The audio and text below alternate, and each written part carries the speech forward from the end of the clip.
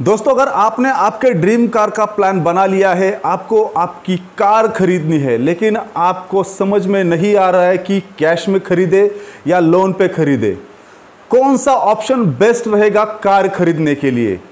दोनों में भी एडवांटेज है और दोनों में भी डिसएडवांटेज है।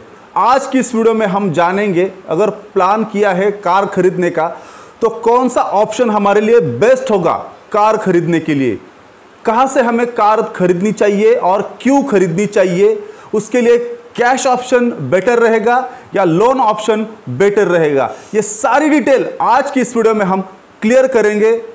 वीडियो एंड तक देखिए। बहुत सारे लोग ऐसे हैं जो कार खरीदने का प्लान बना लेते हैं, कार खरीदने के लिए शोरूम तक भी चले जाते हैं, लेकिन या तो उन्हें लोन का एग्रीमेंट पसंद नहीं आता, इंटरेस्ट रेट पसंद नहीं आता, तो ऐसे में वो कैश की तरफ भाग जाते हैं। लेकिन कैश में कम अमाउंट उनके पास होने के कारण वो कार खरीद नहीं पाते।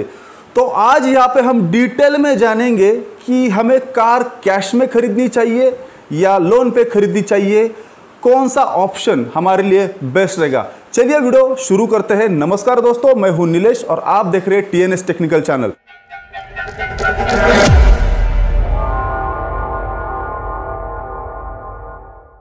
तो चलिए जानते हैं कार कैश में खरीदे या लोन पे खरीदे, कौन सा ऑप्शन हमारे लिए बेस्ट होगा। तो दोस्तों, बाकी की डिटेल जानने से पहले आपके लिए एक मेरे तरफ से एक छोटी सी टिप है। गलत मत समझिए, लेकिन ये बात 100% श्योरिटी के साथ बता रहा हूँ कि लोग क्या करते हैं, कार खरीदने के वक्त उन्हें बड़ी कार चाहिए, लेकिन दिखावे के लिए दोस्तों यहाँ पे कार खरीदी नहीं जाती है। कार हमारे फैमिली के लिए, हमें खुद पर्सनल यूज़ के लिए खरीदी जाती है, ना कि दिखावे के लिए।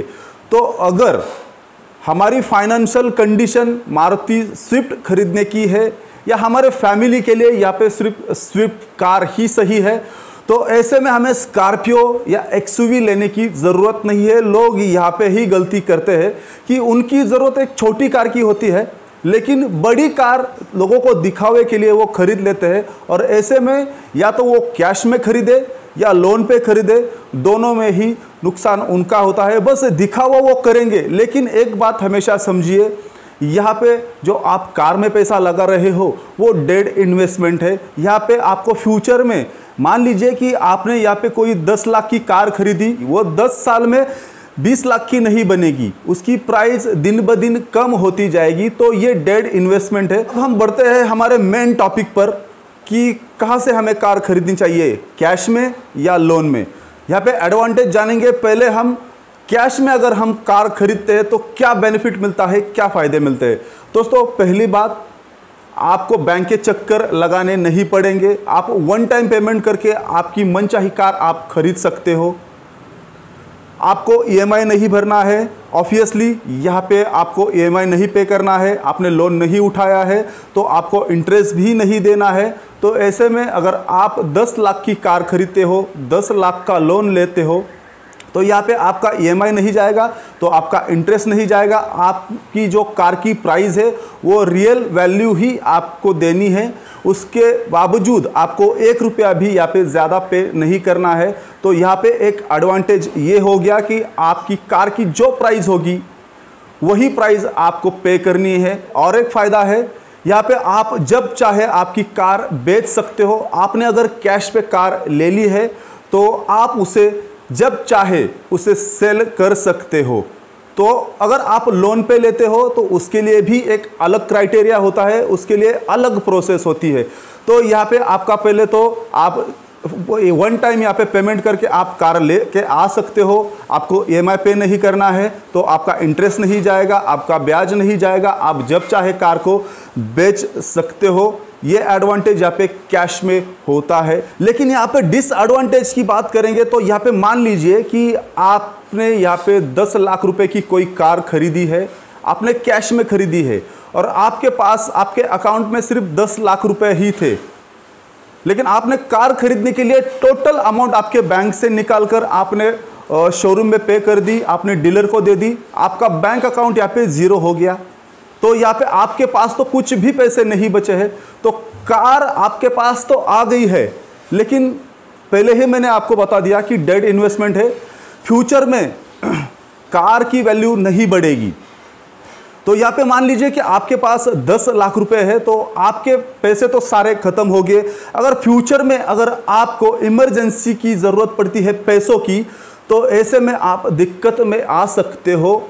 आपके सारे पैसे खत्म हो जाएंगे और आपको इमरजेंसी फैमिली के लिए कुछ भी, आपको स्कूल का एडमिशन हो, हॉस्पिटल का आपको बिल पे करना है, तो आपने अगर कार खरीदी है, आपके पास 10 लाख रुपए थे, वो खत्म हो गए, तो आप कहाँ से एडजस्ट करेंगे?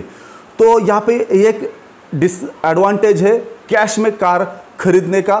तो जब भी कार खरीदे, आपकी फाइनेंशियल कंडीशन किस टाइप की है उसका आपको अंदाज लगाना है कि हाँ भाई, यहाँ पे मेरे पास अब 50 लाख रुपए है, तो उसमें से 10 लाख रुपए की मैं अगर कार भी खरीदता हूँ कैश में, तो डेफिनेटली आपको कुछ फर्क नहीं पड़ेगा। आपके पास ऐसे भी 40 लाख रुपए आपके पास होंगे, तो आप उस इमरजेंसी के लिए आप उस पैसों को यूज कर सकते हैं।